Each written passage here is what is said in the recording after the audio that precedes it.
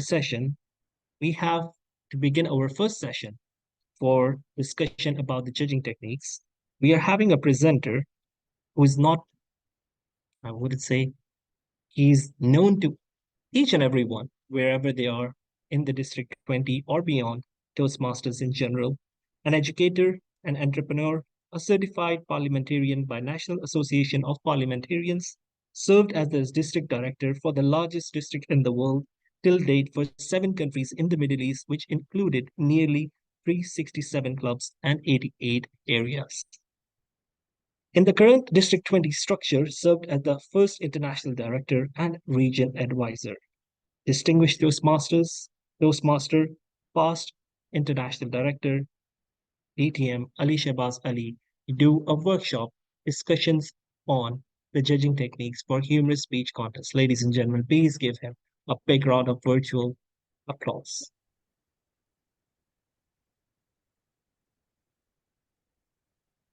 Thank you very much, our Master of Ceremonies, DTM Jahangir Khan, Mr. President, Khalid Abdullah, fellow Toastmasters, friends from Bath, beyond Bath, across many districts. I see people from across at least 4 districts right now.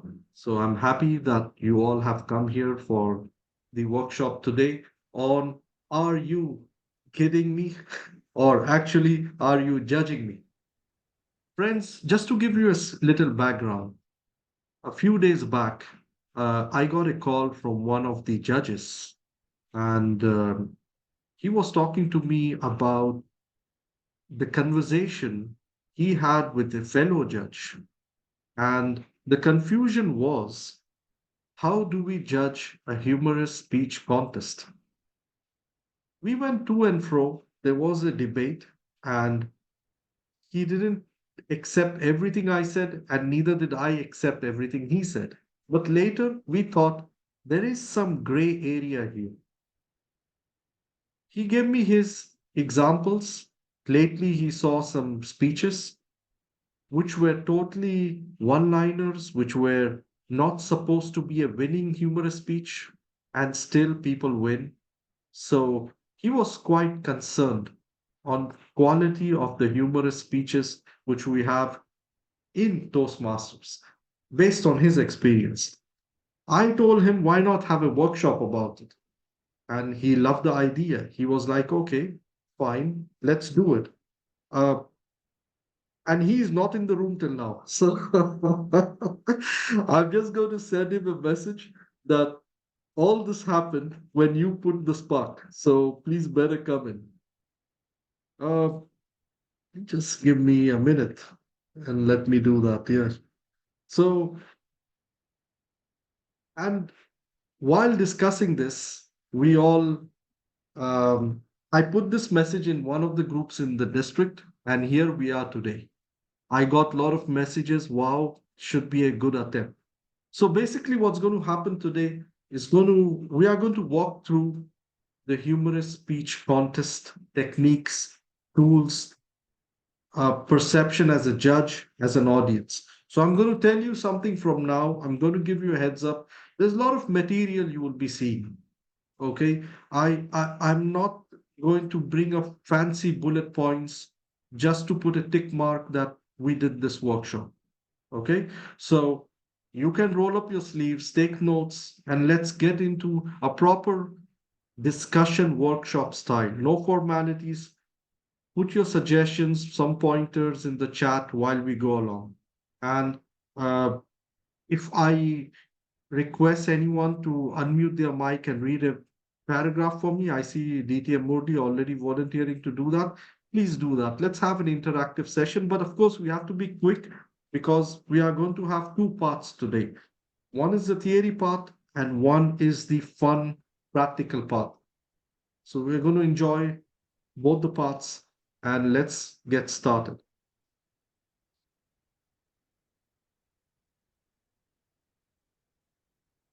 Are you kidding? Judging me? Oh, Techniques for judging humorous speech contests. thank you, DTM Murthy. Awesome. That's a very good start, but not now. I really thought that you were kidding. Okay. I'll just keep my chat window on as well, so as we go along. When DTM Murli read this, exactly what we thought, to how to make it fun for everybody. And that's why we came up with the idea of kidding me being striked and put more emphasis on judging. What's humorous speech contest or humorous speech all about? You can put in the chat whenever you think a VP education, let's assume VP education of the club approached you and said, would you like to participate in a humorous speech? Whether you say yes or no, what comes in your mind about humorous speeches? Message with a humor, good. Lithium Murli. I'm not humorous, so why should I take part? Lithium Khalid. Okay. Make them laugh. Awesome. Awesome. Make them laugh. Uh, do you think that humorous speech should have an opening body conclusion, a speech message? Okay, I see some people nodding their head. Fun incidents in life with messages. Okay, a big yes for some speech value. So let's go through this journey today. We'll try to understand both these elements of humorous speech and a tall tales speech. Yes, I am ready. You're ready, DT Murli? Okay, just read the humorous speech contest part. A humorous speech is a speech that has a theme or a message and uses humor to support and enhance it. The speech should be thematic in nature, opening, body, and close, not a monologue that is series of one-liners. The speech should be original and not a recitation of another's material. The speech should be 5 to 7 minutes long. Awesome. So, this is very clear from official sources. Now, while I was working on research, my research on understanding humorous speeches, tall tales, this is what I found from official sources, and that's what you're going to see in the slides today. So it's very clear it should have an opening body conclusion. It should not be one liners.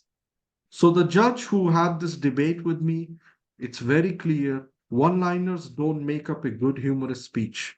And if we are going to come walk into a speech contest in the humorous category, and we are going to do one-liners, definitely that wouldn't qualify um, at all because one-liners could be taken from the internet. Uh, Audience, what do you think if I have one-liners and if I have good transitions that I don't get caught? What's your opinion about that? Anyone? First, Ali, what is one-liners?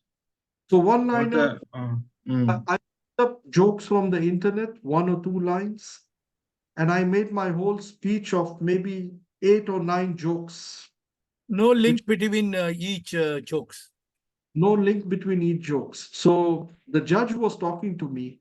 There was one speaker who carefully made the transition from joke A to joke B and made it look very natural. But once this person in a contest, this contestant was disqualified because the judging panel they got those at least 3 or 4 jokes from the internet and they said it's very much similar joke which you have made today, so we don't believe it, and the person was disqualified. This happened few years back. So one liners, making it like a whole paragraph, presenting it, we take the risk to be questioned by the panel of judges later. Okay, now let's move on to the tall tale speech contest. Ditya Murli, if you want to read this Yes, I as am well. ready. I am ever ready. Tall tales speech contest. A tall tale is a speech that tells a fictional or folkloric story that is highly exaggerated and impossible. The speech should have a moral or a lesson at the end. The speech should be original and not a recitation of another person's material. The speech should be 3 to 5 minutes long. Great. So in this part, yes, it can be fictional. We can exaggerate a bit. Okay. There, it could be some kind of very impossible thing. Last night I landed on the moon. Okay. So, but there are some certain speech techniques. Again, even plagiarism applies here. We cannot take a tall tales from the internet and say it's ours. We can't talk about Alice in the Wonderland again. We can't talk about Wizard of the Oz and say it's mine, right? We will have to come up with some creativity and it should be original. If it goes more than 3 to 5 minutes, it will be too hard to digest, right? That's why Toastmasters say that it should be like 3 to 5 minutes in a contest. At least we can digest it. Now, some more differences to get the clarity, to get some more clarity on humorous and tall tales. Um, you can read this last slide, DT Moody, starting with humorous. This is the humorous, and this is Yes, the focus on humor and the ability to deliver a speech that is not only structured and clear, but also effectively engages the audience with humor. This contest values the delivery of a content that is funny, appropriate, and original, engaging the audience through laughter and entertainment while still being meaningful and thought provoking. great. Meaningful and thought provoking. Thanks, DT Moodley. Now, what keywords come in your mind? Comes in your mind. You can put in the chat, audience, when you just talk about humorous, for example, right now. We're just talking about humorous. Something to kindle, something. Okay. What is the most important part here? Yeah, So meaningful and thought provoking. That's what you're given. exactly, meaningful and thought provoking. So humorous speeches can't be, maybe there could be one or two liners in them, but for the sake of a punchline, it's fine. Audience would just laugh, even if it is something impossible. But more than that, we can't blame the judges if they mark us down. So it should make some sense here. When our audience engagement, great.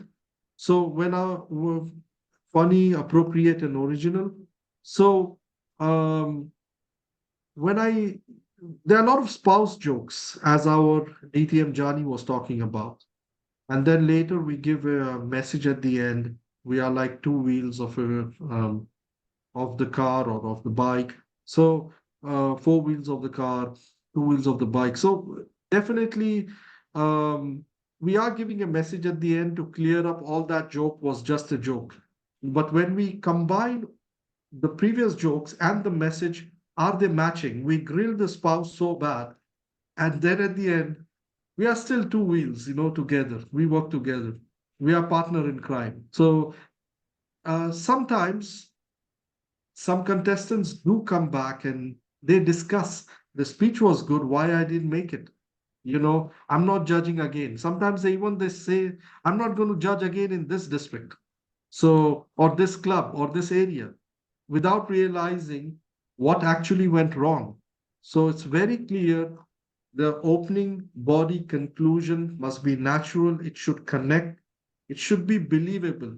And it can be funny, but we can't just grill a character completely, which might not even be true, and then at the end say, we are best friends. Okay? Even audience would not believe. There is no more speech value in such cases. So now the next part, tall tales, DT Modi. The emphasis is on storytelling that is exaggerated and highly imaginative. It values creativity, the ability to engage and entertain the audience with improbable or improbable scenarios, and the skill in delivering a story that while fantastical is structured and compelling. So here is the playground for people who would just like to um, talk about something which might not make exact logic here. But it all depends how structured it is, how compelling it is. We know that you didn't land on Mars last night. You didn't land on the moon last night. But definitely, the way you are telling us, the funny part is what makes a big difference. So, okay. Any questions at this point or any clarification that you may need for at least this slide? Yeah, Or I want to know what is the thin line, which is exaggeration and highly imaginative. Can they be not be meaningful and thought provoking too? well, exaggeration, there is a thin line. When we exaggerate so much, it could become a lie. Hmm. You see, so uh, proper humor speech shouldn't be the speaker shouldn't exaggerate so much that it looks unbelievable now. So it becomes a total comedy then. It kills the speech value. So we have to, there is some boundary to be creative in humorous speech. A little more we cross it, we enter into the tall tale zone. You see, where we won't be questioned about impossible things. And that's what I was telling one of my friends. Why don't you hold tall tales contests at least at your club level? Instead of doing four, you can do five contests. So tall tales, some people are good at it, especially those who enjoy poetry, storytelling. They can come and be one of the best contestants in tall tales. So, okay, there's more information coming. Now, have a look at this ballot, which we all have seen plenty of times. And then at this ballot, right? We all have seen this plenty of times. Now, here, um, you see the speech development part in the international speech contest, effectiveness, speech value. All this is simply in the content part of the international speech contest ballot, right? Now let's compare it to the humorous speech contest ballot. Who can tell me what's the difference here between what we Audience saw? response. Audience response, perfect. Now again, fellow Toastmasters, the content part is the same. Speech development is there. Effectiveness is there. Speech value is there. What is new? It's the audience response. That's the difference between the humorous speech contest and the international speech contest. There is one more difference when we talk about the content. Though there will be more slides coming, but who wants to tell me one more numeric difference? Numbers are different, but the same 55 is there. You sure? Yes, sir. The content is 50% for international, Okay, continue. 55 for humorous, Exactly. with 15 points for audience response. Perfect. So the content part in the humorous is increased by 5%. And the audience response becomes 15 marks. And that's a very heavy weightage, right? For audience response, Because it's humorous. because it's humorous. But here is where some contestants they drift into it.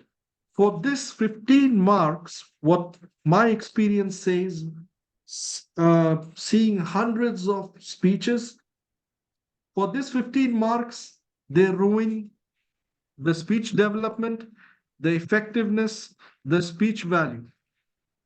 Did anybody notice this before? Have you seen this happening in humorous speech contest?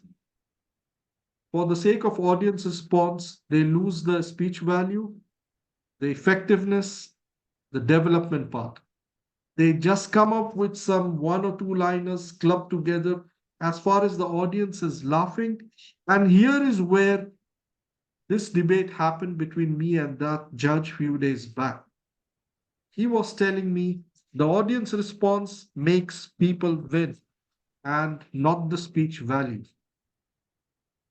And that's the problem here. And if we want to become a good public speaker, we have to, Toastmasters ballots are tried, tested through times, over the years, and we know Toastmasters knows what they are offering us. So when we prepare our speech, we cannot compromise on the speech development, the effectiveness part, the speech value part for these extra 15, not extra, the new part, which was not there in international, but there in humorous, which is the audience response. Okay, everybody. Any comments on this slide? All good? Okay, let's move to the next one. Now, this is the tall tales ballot. Can you believe this when you see the speech 50, development? 55 to 30. No, but what happens to the content part? Very less. Very less. Delivery only So is increased. delivery has increased, but we were not touching delivery and the language part. Yes. We are touching the content Content. part. It's just 30%.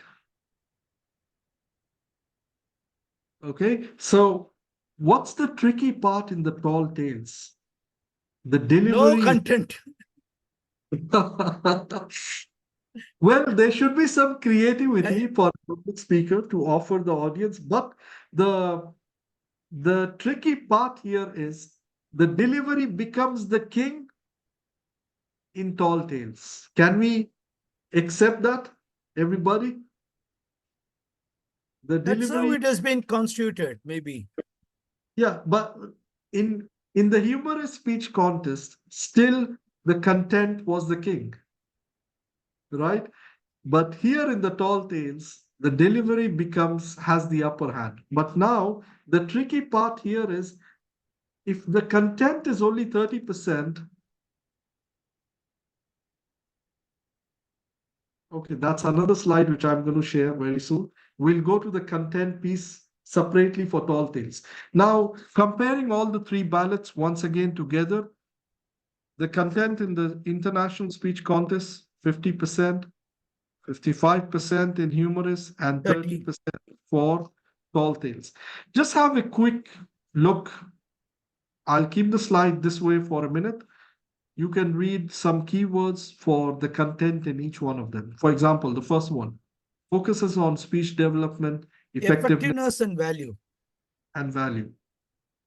And the content for the humorous speech contest? Emphasis, speech development, effectiveness, audience response, attentiveness and laughter, and speech value. So audience response is there.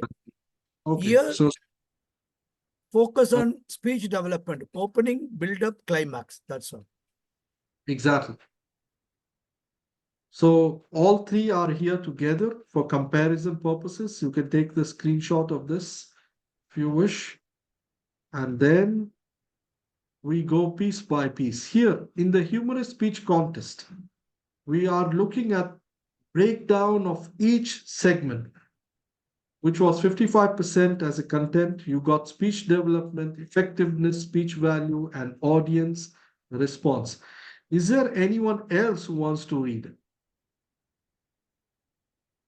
Just to give a break to DTM Morley.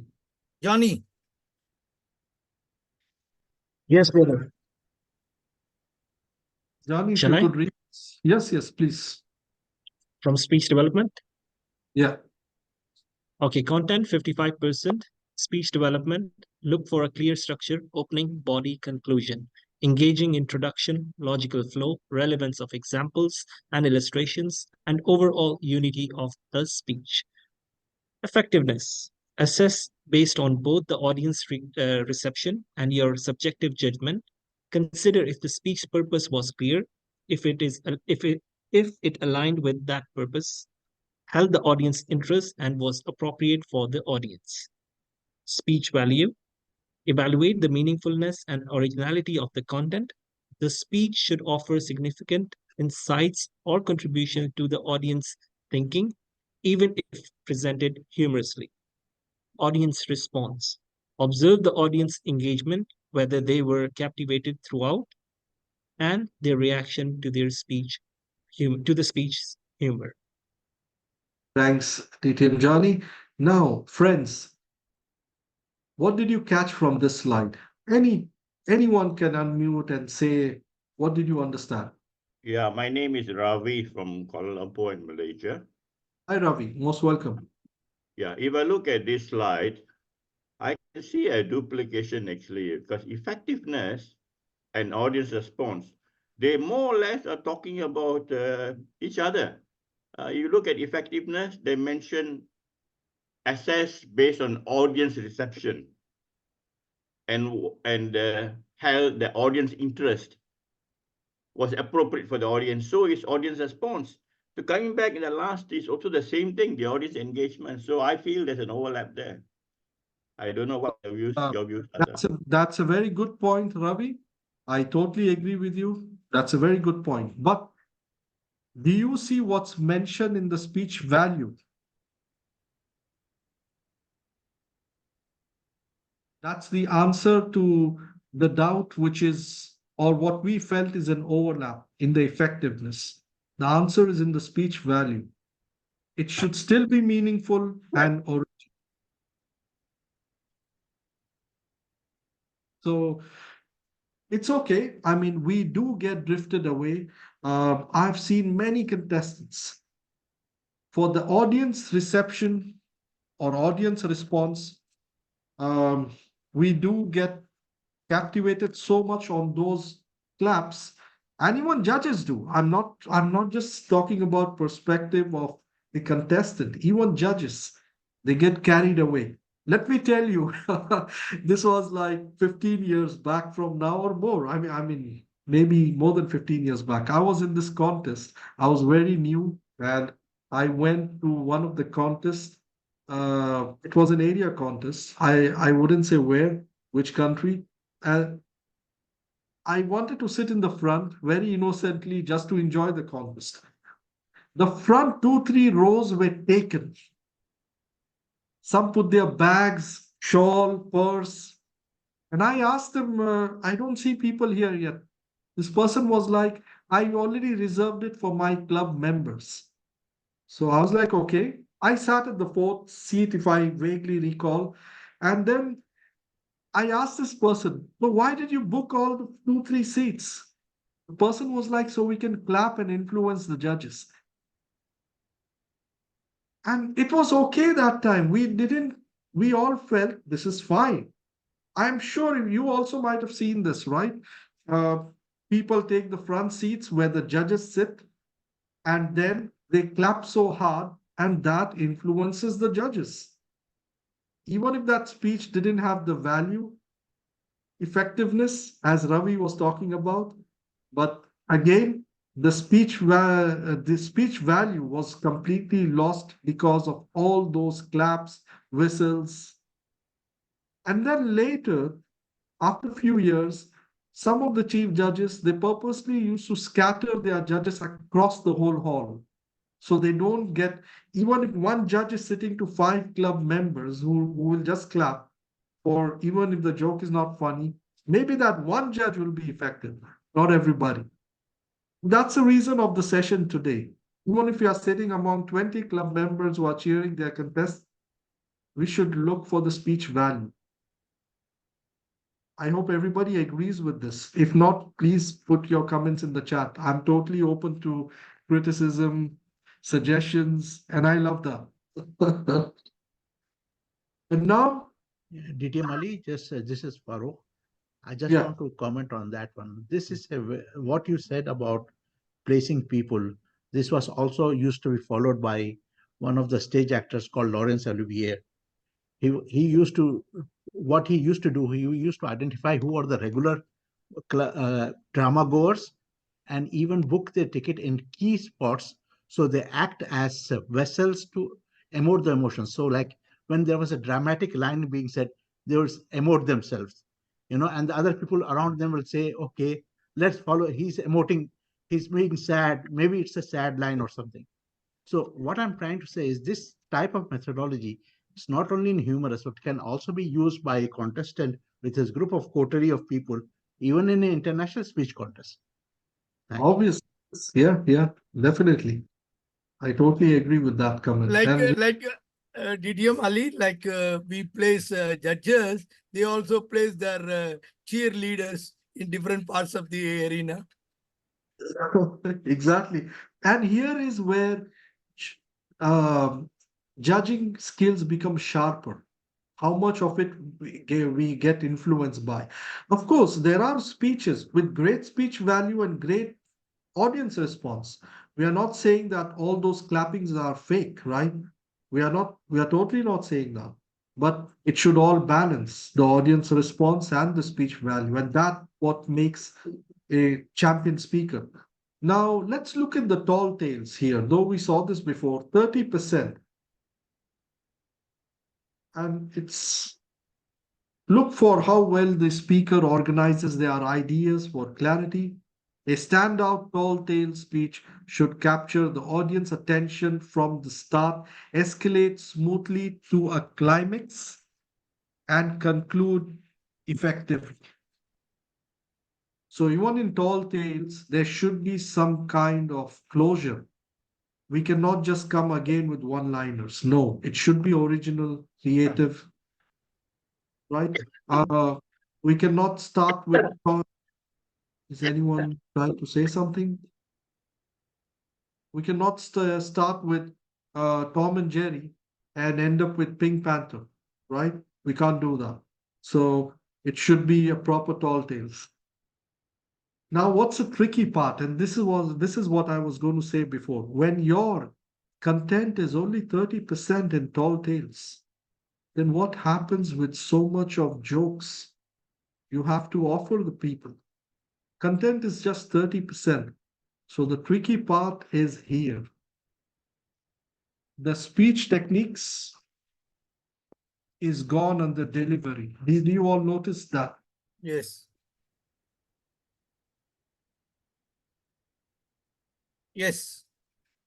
You see? So It is all more like a vocal exaggeration, body language, and how you present it that has become more important. How you that has exaggerate things. been important. Yeah. And all that goes now into speech techniques. Can you think of any organization which offers you all this learning with public speaking, right? Proud to be Toastmasters? Definitely. So here it is. It all goes under speech techniques. And what it says here exaggeration, irony, puns, surprise twist, humor, slapstick all this becomes very crucial under delivery. And here, when judges are looking at tall tales contest, this is the place where they look at. Now, to better understand what are these exaggeration, anybody who wants to read this? Okay, someone else. Anyone? Farooq, Toastmaster Farooq. Sure. I am so hungry that I could literally eat a horse. Exaggeration, irony. Go ahead, Toastmaster Farooq, or anyone. After years of avoiding the gym to stay healthy, you know what? He pulled a muscle during his first workout. You're doing it great. You see the delivery, though it's content, but it changes to delivery. It becomes speech techniques. Puns. Time flies like an arrow, but fruit flies? like a banana. You're doing great. Okay. Surprise twist. He prepared for a marathon of horror movies, only to find out that his TV series was cut. Okay, good. Humor. I told my wife she should embrace her mistakes. Then she gave me a hug.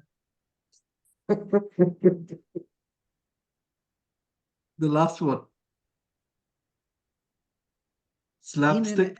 an attempt to sweat a fly, he accidentally hit himself in the face with a fly swatter.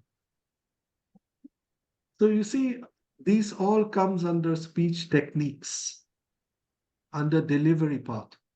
Now, if we are going to the humorous speech contest with lots of exaggeration, irony, fun, surprise twist, lots of them, how do we expect to get full marks from the judges?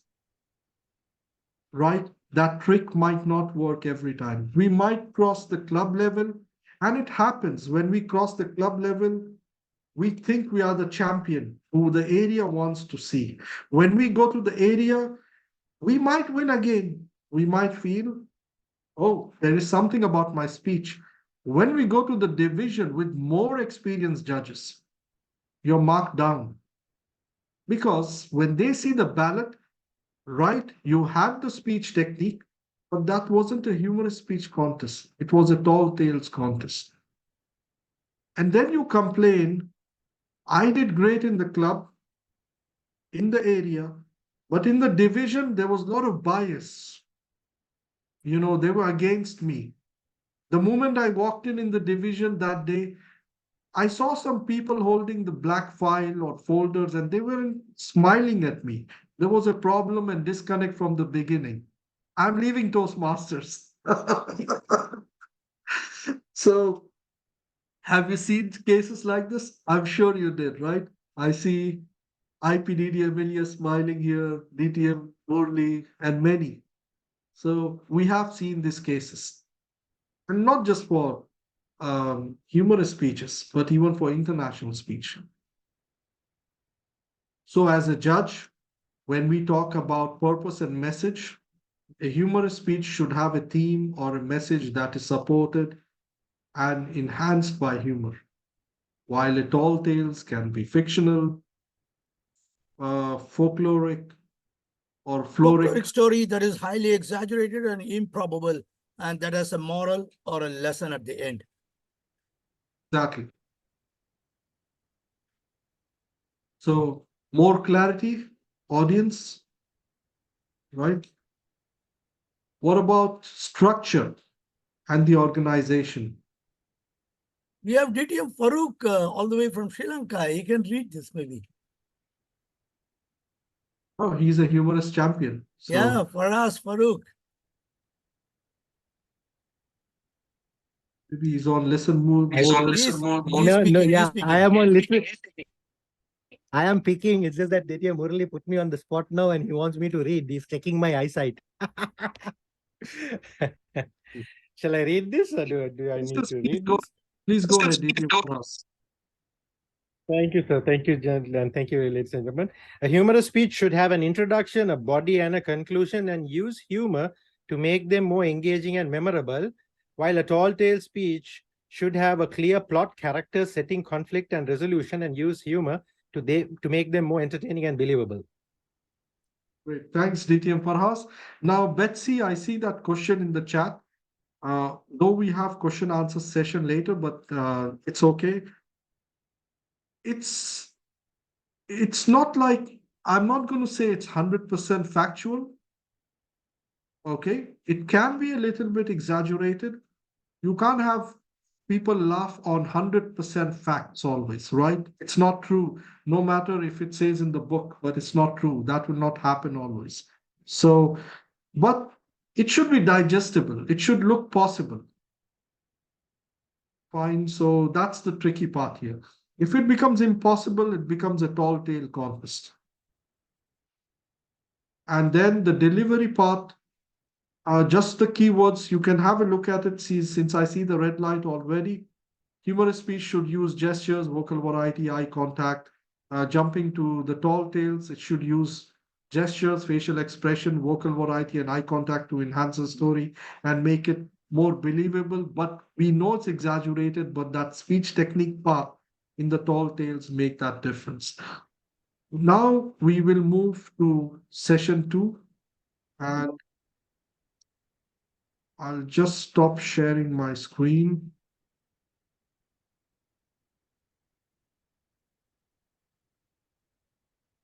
So everybody, did you all enjoy the first session? We have the concepts clear for humorous speech and the tall tales. We also covered the international speech contest part. So now that we understand so much of it theoretically, we will move to part 2, which is going to be very interesting.